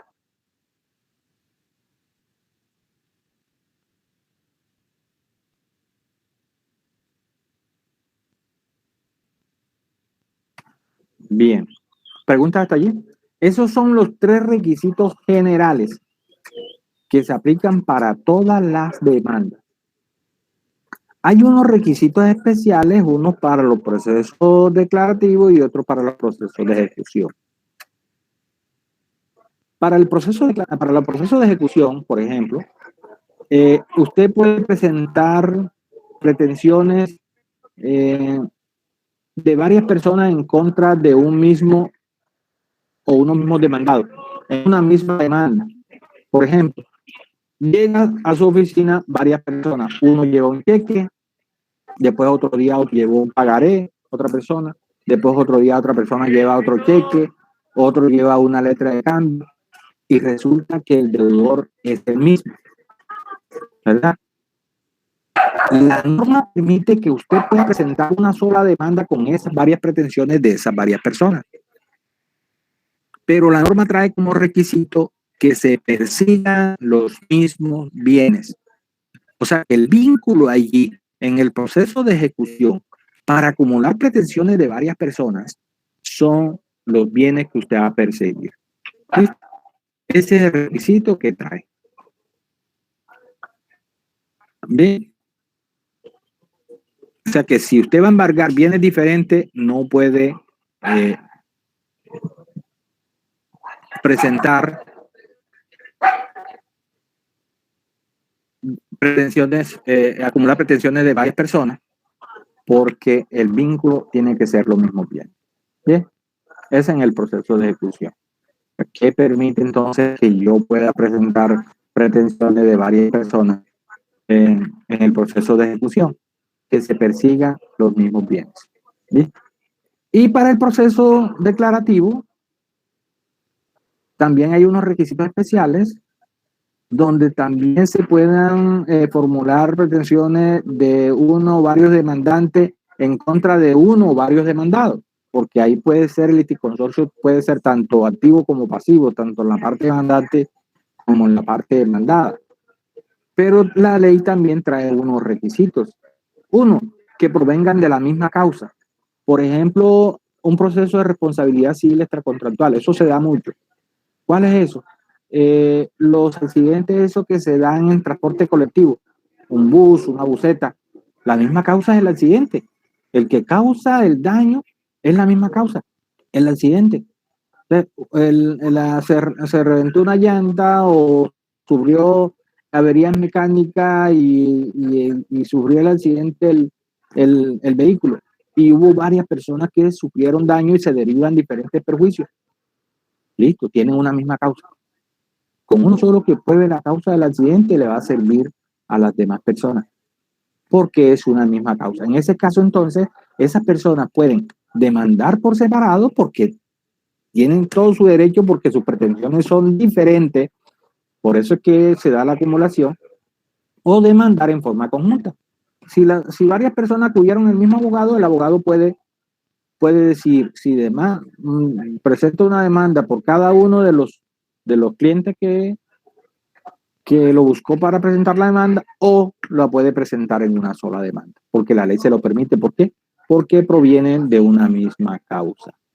Otro requisito, cuando verse sobre el mismo objeto. ¿Cuál es el objeto en una demanda? ¿Cuál es el objeto?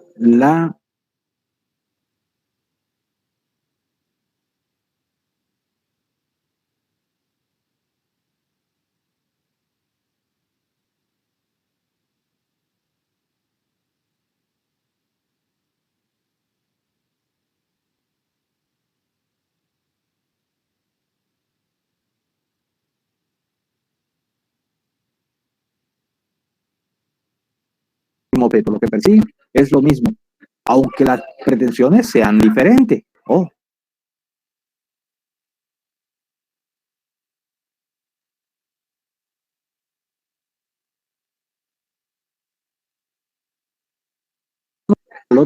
Porque depende de lo que se pruebe. Miren, en los procesos de responsabilidad, usted va a pedir todos indemnización, pueden sufrir inclusive el mismo daño, pero no el mismo perjuicio. Por eso es que es incorrecto cuando hablamos de pretender pagos, daños y perjuicios, porque realmente lo que se pretende es el pago del perjuicio. El perjuicio se deriva del daño. El daño es diferente, es ahí, es disyuntiva, es ahí, no es no es conjuntiva.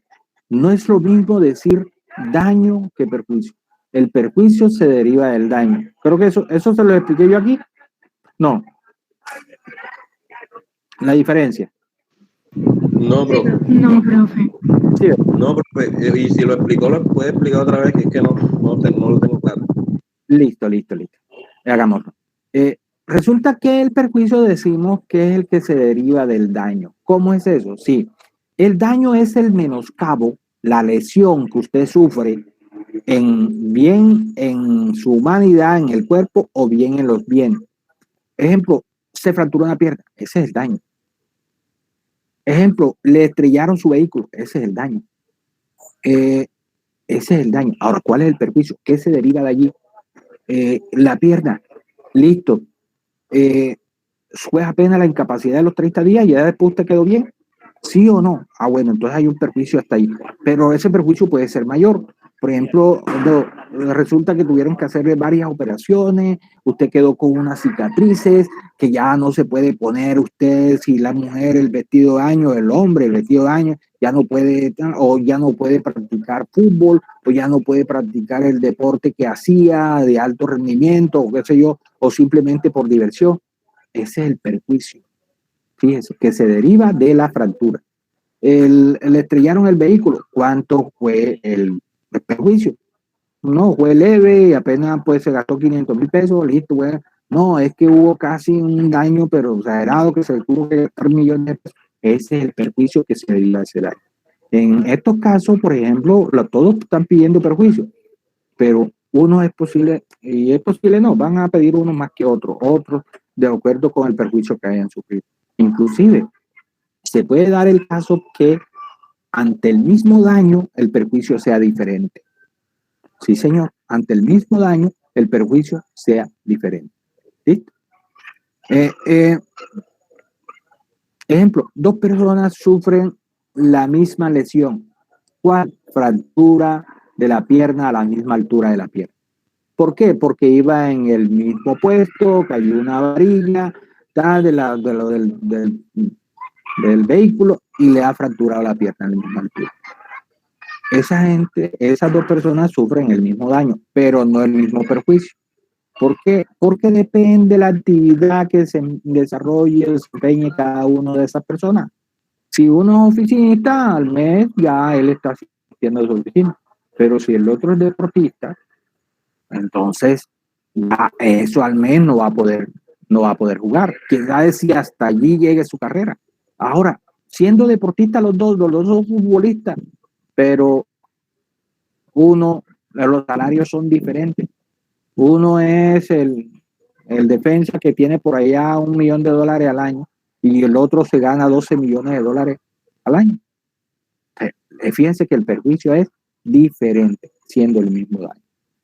Entonces aquí habla de que sea el mismo objeto. Hace referencia a la pretensión.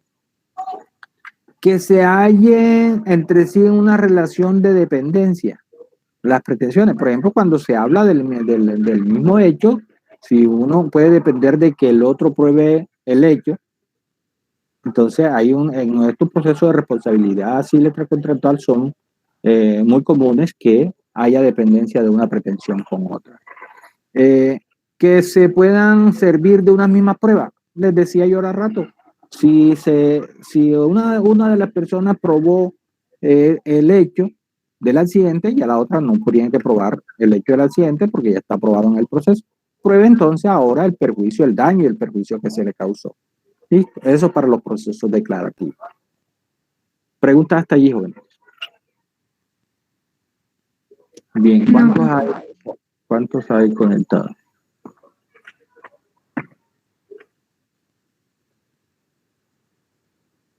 Bien, ya tenemos armada la demanda. En la próxima clase vamos entonces a presentar la demanda. Listo, podemos dejar ahí por hoy porque nos ha rendido algo. ¿Hay alguna pregunta? Profe. Dígame. Cuando pasó, yo me conecté desde el principio de la clase, pero cuando pasó lista yo no tenía luz acá en el barrio del Cortijo. Y después cuando volvió ya usted estaba dando la clase y no lo quise interrumpir. Bueno, mire, voy a hacerle la concesión. Bueno, a veces ustedes pues, me traen con... Queda a veces como muy difícil. Esa es una de las cosas, les cuento que me tiene incómodo en esta parte. Pero, José, yo creo que a ti te quité la falla. Ya para ver. Igual en la clase que graba Andrea se debe ver donde aparezco en toda la clase. Sí, sí. ¿Qué más? ¿Cuál fue la otra estudiante que llegó ahorita que no había estado? Creo que Daniela Díaz, ¿no?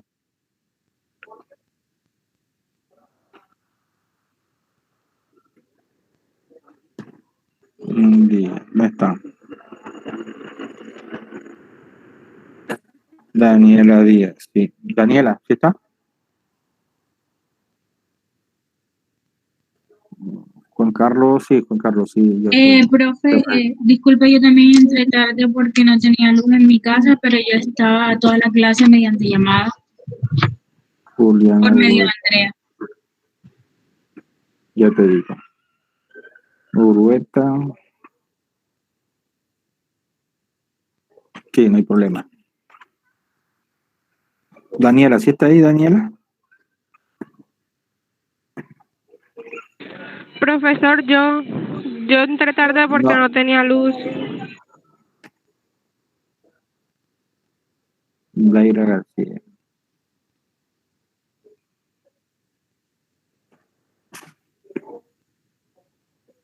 Listo, Daire. Tienen ya dos, ¿oíste? Voy a quitar una.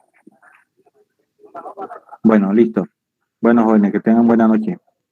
Nos vemos entonces en la próxima clase. Bueno, profesor, muchas Listo, gracias. profe. Está muy bien. Marta, cuéntame. Hasta luego, profe. Hasta luego.